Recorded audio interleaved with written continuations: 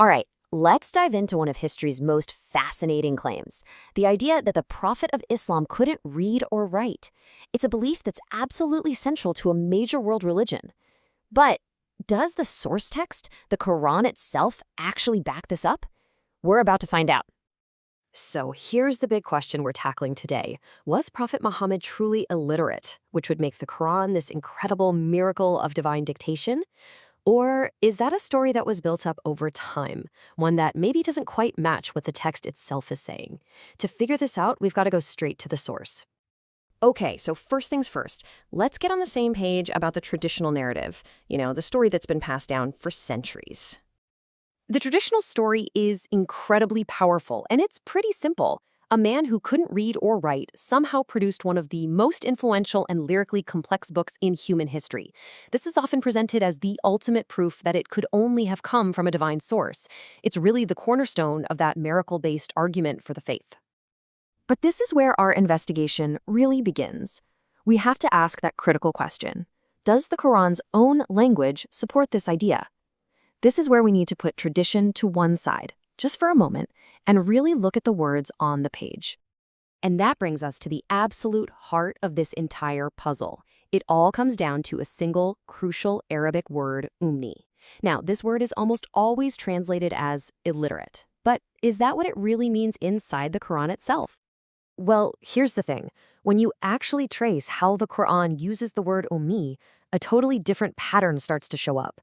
It seems to consistently describe a person or a group of people who haven't received a prior scripture, like the Torah or the Gospel. The difference it's highlighting isn't about the ability to read, it's about scriptural heritage. Okay, here's our first piece of evidence, right from the second chapter. And what's amazing is that the verse practically defines the word for us. It describes the ummiyun not as people who can't read, but specifically as those who do not know the book. So let's just lay out the two options here. If ummī means illiterate, the focus on knowing the book seems, well, a little random, right?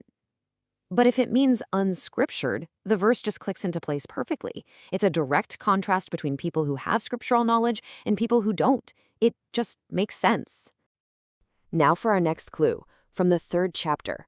This one sets up an even clearer side-by-side comparison. The text is directly addressing two specific, distinct groups. And this just lays it out so clearly. The verse basically divides the world into two categories. You have those given the book, that's the Jews and Christians, and then you have the ummīn. The defining trait here isn't whether you can read, it's whether you already have a revelation. The ummīn are simply everyone else. So when you put it all together in a table like this, the pattern is just undeniable. Across multiple chapters, in different contexts, the meaning stays consistent. Whether it's being contrasted with people who know the book or used as a label for outsiders, the word ummī always points to a group without a prior scripture. So when the prophet himself is called an-Nabi al-Ummī, it fits this pattern like a glove. He's the unscriptured prophet. All right, so let's run with this idea.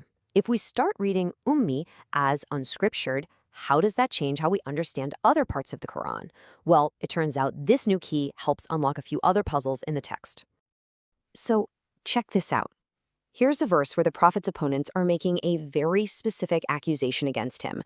They're claiming he got his hands on some ancient myths and had them written down. The key Arabic verb here is iktatabaha.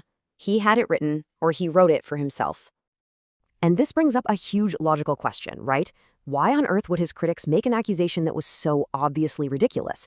I mean, if everybody in town knew for a fact that he couldn't write, accusing him of writing anything would be laughed out of the room. The accusation itself suggests that people thought it was at least plausible that he could write. Okay, now for the big one. This is the verse that is almost always pulled out as the final definitive proof of his illiteracy. It says he didn't recite or write any book, but there's a tiny little phrase in there that changes everything, and it often gets glossed over. Look really closely. The text says min qablihi, which means before this. See? This verse isn't a blanket statement saying, you have never written ever. It's a very specific statement about his past.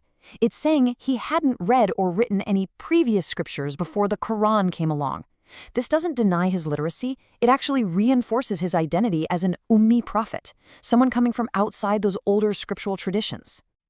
So if the Quran's own internal evidence seems to point so strongly toward unscriptured, how in the world did illiterate become the main definition everyone knows? Well, the answer seems to lie in what happened in the centuries after the Quran was revealed. According to this textual analysis, it was basically a three-step process. First, as Islam spread, there was a growing need for a simple, punchy miracle story to use in debates with other religions. Second, you see new stories popping up in the post-Quranic traditions, the Hadith, that explicitly describe him as being unable to read or write. And third, eventually, this new definition got absorbed into Arabic dictionaries, cementing it for future generations. And here's what's so interesting about all this. The whole illiteracy as a miracle argument actually creates a little bit of a conflict with the Quran's own philosophy. The text over and over again pushes back against people demanding flashy supernatural signs. It argues that the real sign, the real proof, is the message itself, its logic, its beauty, and its guidance. And this verse just says it all, doesn't it? When people came looking for miracles, the Quran's answer was to point right back at itself. The book, this thing that can be recited and understood, that is presented as the miracle. The proof is meant to be intellectual and spiritual, not based on some physical limitation of the person who delivered it. So we're left with two very, very different ways to understand this piece of history. One is rooted in trying to make the text consistent with itself, and the other is rooted in traditions that came later. Let's just put them side by side one last time. On one hand, you have the Quran's internal context, where ummī consistently seems to mean unscriptured or lacking a prior revealed book. And on the other hand, you have the post-Quranic tradition, where it's redefined as illiterate to help build a miracle narrative. These two views are really hard to reconcile. And that leaves us with one final big question. And it's not just about this topic, but about how we read any ancient text. When you're trying to find the meaning of a word, what should carry more weight? The way the text uses the word itself over and over again, or the way centuries of external tradition have defined it? That's something worth thinking about.